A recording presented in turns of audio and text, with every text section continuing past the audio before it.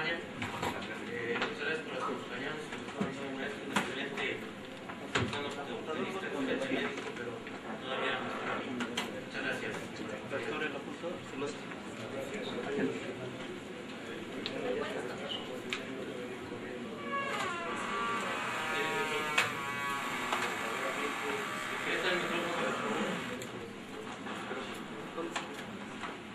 Sí tienes ahí el apuntador, ¿verdad? Sí.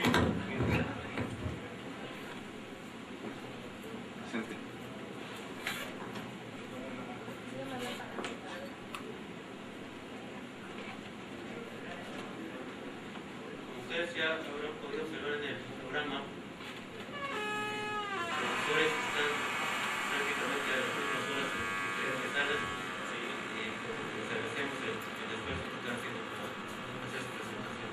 Muchas gracias de nuevo. De verdad, siento un poco el retraso que he tenido, pero estaba en la sala del entrenamiento cruzado anterior y del fútbol y andamos todos a la carrera. Me alegra mucho estar aquí entre todos ustedes. Yo vengo de Gijón, del norte de España. Las técnicas terapéuticas son infinitamente mejores a lo que hacíamos anteriormente y las técnicas de tratamiento rehabilitador o de reincorporación al deporte son infinitamente mejores a las que hacíamos anteriormente. Yo sé que el doctor Romo va a hablar luego también del uso de plasma rico plaquetas, el PRP, algo que nosotros en España llevamos usando desde hace aproximadamente unos 10-15 años y que evidentemente nos ha permitido hacer unas rehabilitaciones mucho más rápidas y mucho más agresivas. El punto de inflexión en el que estamos hoy día es realizar un diagnóstico mediante técnicas clínicas y de resonancia magnética en el periodo agudo y pasadas las 48 horas mediante control ecográfico, lo que no sé si será lo mismo que hacen aquí en México, mediante control ecográfico lo que hacemos es la extracción del hematoma y posteriormente la inyección del plasma rico en plaquetas tras el trabajo del concentrado renal. Bien, las clasificaciones de las lesiones musculares hemos de tenerlo siempre en cuenta que tampoco han variado mucho hasta la actualidad y tenemos que seguir pensando que las clasificaciones siempre son en el grado 1 cuando hablamos de la normación, en el grado 2 cuando hablamos de la rotura fibrilar o la rotura miofibrilar y en el grado 3 cuando hablamos de la rotura fibrilar completa o la desinserción completa del grupo muscular. Bien, hemos de tener muy claramente en cuenta que el factor pronóstico más importante a la hora de la rotura muscular va a venir determinado por los componentes extracelulares, es decir, por la matriz extracelular, por el concepto de hidratación o no de ese músculo, y que esta situación viene determinada sin lugar a dudas por el concepto de fatiga, que son las únicas, solo tiene dos puntos de relación esta disminución de la matriz extracelular, que son la fatiga muscular y la fatiga muscular y la hipotermia o el trabajo en distintos factores térmicos. Gracias, no sé lo que estaba pasando, pero verdaderamente ya estaba un poco descolocado. Les repito, vengo de Gijón, que es su casa. Bueno, el fútbol tenemos que tener en cuenta que es un deporte que aúna tres situaciones específicas que son velocidad, el contacto, deporte de contacto y sin lugar a dudas la fuerza, y todo esto trabajado en conjunto con la técnica, lo que pocos deportes tienen estas características tanto de esta manera. La lesión muscular tiene una máxima dificultad diagnóstica, sobre todo tiene una máxima dificultad pronóstica en cuanto al inicio de la competición o no, en cuanto a la reincorporación o no, y sobre todo en cuanto a la recidiva o no, que es nuestro verdadero caballo de batalla y es donde nosotros los que nos dedicamos a la parcela del mundo del deporte, donde verdaderamente estamos. No debemos olvidar que hay un síndrome de mesénquimas que está asociado a gente con un factor sanguíneo del grupo 0 y que se asocia muchas veces a factores genéticos entre hermanos y que evidentemente puede predisponer a la lesión. Nos ocupa el 30% de las consultas de medicina deportiva, el 30% son lesiones musculares y la cuantía o no del músculo lesionado lo que nos va a dar el pronóstico a la hora de reincorporarnos y sobre todo las lesiones tenemos que tener en cuenta que se van a producir de tres maneras. Cuando el músculo es estirado pasivamente, cuando es activado repentinamente en una fase de estiramiento ya controlado y en menor proporción con contracciones excéntricas o cuando tenemos un trabajo en fase de cadena cinética.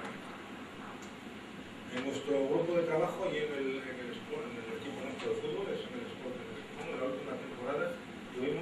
47% de lesiones musculares que vinieron determinadas sobre todo por el concepto de sobrecarga, es decir, conceptuamos la sobrecarga como este edema traumático o no, que nos impide la práctica del deporte por no asumir un riesgo mayor y una rotura mayor. Evidentemente son las típicas lesiones que ven ustedes del típico futbolista con un edema óseo, un edema muscular que no le permitimos la reincorporación hasta pasadas las 8 o 10 días y que a partir de ahí es cuando nosotros vamos haciendo las evaluaciones progresivas. Y lo que son roturas musculares puras y duras, simplemente un 8,2% de las mismas son las que evidentemente produjeron este tipo de capacidad. Ven la gráfica que tienen aquí y esto lo separamos con el estudio epidemiológico de otros deportes y únicamente era parecido a lo que nosotros observábamos en el mundo del atletismo o en el mundo de la contracción explosiva. Fíjense que baja menos de la mitad, casi una tercera parte en el deporte como es el básquet y el baloncesto. Perdón, yo no quiero hablar ni de básquet ni de soccer porque creo que el baloncesto y el fútbol es algo hispano y es algo que debemos de defender con rotundidad y evidentemente yo no me gusta referirme al fútbol, soccer, al básquet ni a estas cosas. Bien, la actividad muscular es distinta en los diferentes grupos musculares. Los elementos pasivos, como se estaba comentando anteriormente, son verdaderamente el factor importante y les decía que el concepto de fatiga sigue siendo aún a día de hoy el punto más importante, ya que es lo que nos va a permitir disminuir la capacidad de absorción de energía y por tanto disminuir este riesgo de lesión. Esto ya ha sido puesto en manifiesto clásicamente y en la actualidad se defiende muchísimo, de ahí viene el gran uso y la gran proliferación que hay de las prendas térmicas para la práctica del deporte, puesto que el efecto de la temperatura tiene un concepto de viscodependencia con la contractilidad. En clasificaciones hay muchas, desde el punto de vista anatomopatológico ya se lo he comentado. Las roturas vienen siempre desde una fuerza intrínseca o una fuerza extrínseca. La rotura por compresión, aquí sí es importante que tengamos en cuenta el vigilar el síndrome compartimental, y esto es importante. Este es un futbolista de nuestro club. Yo no sé si en México, Sudamérica, el concepto de este traumatismo que se llama el bocadillo, no sé si aquí se usa o no. En España el concepto de bocadillo es cuando al futbolista le dan con la rodilla en el muslo, y eso se entiende como un bocadillo, ¿no? Esto es una lesión que produce muchas veces una rotura de la fascia, y que es la típica lesión que nos entraña gravedad y que evidentemente exige un tratamiento para evitar el síndrome compartimental. Bien, el síndrome compartimental viene como resultado del sangrado en una superficie limitada de crecimiento y hay unos síntomas clínicos conocidos por todos ustedes y que muchas veces nos exige, les repito, realizar un diagnóstico rápido y precoz y a la vez así actuar terapéuticamente mediante la liberación de las fascias. Este es otro futbolista de nuestro club con otro síndrome compartimental, esto es ya una diapositiva relativamente antigua y que hubo que hacer una fasciotomía para abrir el compartimento de esa nueva lesión que estuvo a punto de existir una apertura de la fascia y que cuando hay estas roturas por compresión son las que nosotros debemos de vigilar claramente y debemos de estar con suma precaución. Bien, hay otro concepto que es el DOMS, el Delayed Onset Muscular Short-Swing Syndrome, que es el habitual conocido por todos nosotros, que es el síndrome de la fatiga crónica o la lesión inducida por el ejercicio, y que aquí sí es importante también tener el concepto del reposo. Bien, donde rompen habitualmente los músculos, pues siempre son los músculos con una compleja arquitectura y sobre todo los músculos que producen diferentes articulaciones, como son los que les pongo aquí a continuación, donde hay una contractura excéntrica, sobre todo a alta velocidad, a una contractura excéntrica desde el punto de vista de eso. El pilar básico son los músculos de la corva, bíceps, semitendinoso y y siempre es el propio deportista el que nos va a decir dónde está el grado de rotura. Si le da, por favor, como me había comentado anteriormente, que si no es igual, dele a cualquiera de los tres. El propio deportista es el que nos va a decir el grado de rotura. ¿Le puedo dar el vídeo, por favor? Sí. Cualquiera de los tres me vale. Y si no lo dejo. Son contracciones excéntricas, el máximo estiramiento que tenía el deportista. Y que me gustaría mostrarles estos tres vídeos, uno es de Ronaldo. Ronaldinho, otro es de Macay, un futbolista. Fíjense, el punto de contracción, aquí parece una banalidad, el propio futbolista, fíjense, ahí es donde se rompe el músculo, cuando estamos en plena elongación muscular y hay una contractura excéntrica, el propio futbolista es el que sabe verdaderamente la gravedad, el que evidentemente nos pone el diagnóstico ya en bandeja. Fíjense la poca diferencia que hay con otra rotura, a ver si somos capaces. Dele al de abajo, da igual. Dele. Curioso, porque lo acabamos de ver ahí y ahora no. Bueno, fíjense que es una situación muy similar cuando tenemos una contractura excéntrica o agresiva en situación de contracción del músculo. Perdón, me había equivocado, esa es la verdad, este es el que habíamos visto ya. Es cuando tiene el músculo en extensión máxima y hay una contracción. Me parecen dos vídeos muy gráficos y significativos. Fíjense, y aquí en el mecanismo del chut, puede parecer que ahí no hay ninguna situación extraña, pero fíjense, el propio futbolista, cuando hace el mecanismo de extensión con la contracción máxima del golpeo, fíjense ahí, esa extensión es la que le parte por el eje al futbolista. Los síntomas son todos claros y conocidos por ustedes en el mundo del fútbol y el enemigo del médico siempre es el hematoma. De ahí viene que las técnicas que estamos definiendo ahora son la extracción del hematoma mediante control ecográfico y la aplicación del plasma reticular. El DOMS, ya conocido por todos ustedes, que básicamente es una fase inflamatoria y metabólica que no tiene un dolor agudo, no hay una disminución de función, pero sí hay un evidente riesgo de rotura.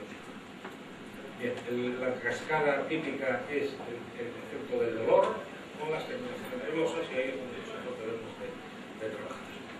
No les voy a pasar más de la cuenta con los factores metabólicos, pero sí con el trabajo en la cadena cinética, que debemos de tener máxima precaución en el trabajo en cadena cinética abierta cuando estamos hablando de lesiones, de posibles lesiones musculares o de posibles fracturas. Esto no es la ley del más fuerte ni la ley de la mayor sobrecarga que podemos encontrar, pero evidentemente sí que exige un trabajo multidisciplinario y un trabajo, bueno, el médico, el fisioterapeuta, el rehabilitador, el reincorporador, bueno, todas estas cosas. Así era. Ya bloqueado.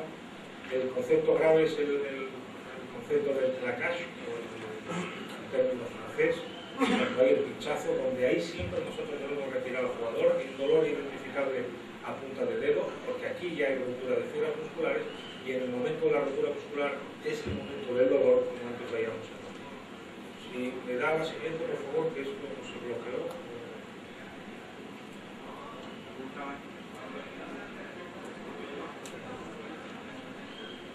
¿Le puede pasar a usted? Sí. Perfecto. Hay otros grupos musculares afectados, el deportista olímpico, con una ruptura del pectoral menor, en el que evidentemente se asocia también la disfunción del tendón bicipital y es muy incapacitante, por lo tanto, como lesiones asociadas son sumamente importantes. Bien. Para acabar, esta es la última diapositiva, si es que la tengo, el grado de implicación.